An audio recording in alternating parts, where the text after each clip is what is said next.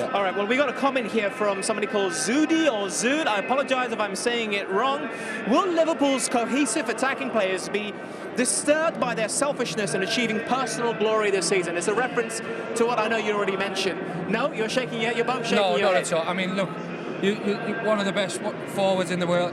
You know, at the time in England, you know, when you look at it, they're all selfish. He'll say it himself. Forwards, you've got to be selfish, but the thing is, they've got respect for each other, and you could see it. You know, in them games of 4-3, you know, him and Fowler, you had McManaman. You're not telling me they're not selfish footballers. It's the same now. Mane, he's selfish.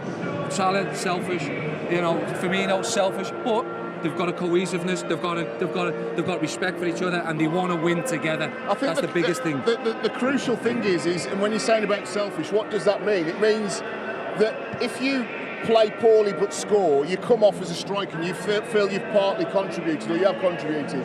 You can have the best game in the world up front, hold it up, lay it off, bring others into play, but if you haven't scored and your team have won, you feel you haven't contributed. So the fact that they're all pushing each other day in, day out, and Mane came off and he showed his anger, he showed his upset, that he wanted Mo to pop that ball across the 18-yard box for him to have a tap in, is that's very healthy. What you don't want is it to spill over the top and to become players not talking to each other, players not communicating, toxic. I don't think Jurgen Klopp would let that happen. Was it ever toxic in the dressing room when you gents were there? I mean, what was the competition like between you and Robbie Fowler? Yeah, we didn't always get on, but it is literally, we're on this line, and I actually still visualise it now.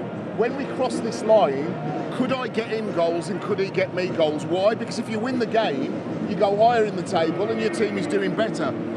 That is the simple truth of a team sport. If you don't, Andy Cole, we've had this discussion in the studio. Andy Cole and Teddy Sheringham couldn't stand each other, crossed the line, served each other, because that's the difference between. Look, in amateur football, you might have a mate you play on a Sunday morning with, and he hasn't passed the ball to you 3 times, so you say, I'm not going to pass it to him, get lost.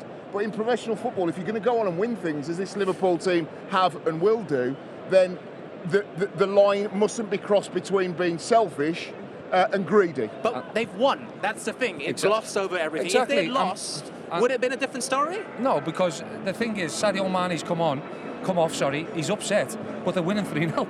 And you're thinking, well, that's what you want. It's fantastic, isn't it, to see? Because they want to get better. He wants it. He's still not happy with the fact that it's only 3-0. He wants it to be 4. He wants it to be 5. So it's about striving, and as he said, it's about pushing each other. It's about making sure that you expect, and they know that you expect more from them players. Because Sadio Mane knows that Salah could have played that ball across and he would have scored. But it's letting Salah know from Sadio Mane, I'm not happy with that. You've got to make sure. So next time, when you'll see it today, and it'll probably happen today, and he'll have a tapping. And they'll go and give each other a big hug, and everything will be all right. I just always and you'll see Klopp laughing on the sideline and smiling. I just always wanted that line between team player and being selfish, because I look at someone like Olivier Giroud, who's won the World Cup, who played a lot of minutes during the World Cup itself. He didn't score, but obviously he was so heavily involved in allowing Griezmann and Mbappe to play their football. That's a team player. It is, but I think that with the greatest respect to Olivier Giroud and the goals that he scored, and he scored a lot over the years, I think he's probably settled into a position in his career whereby he knows he's better served helping others, bringing others into the game.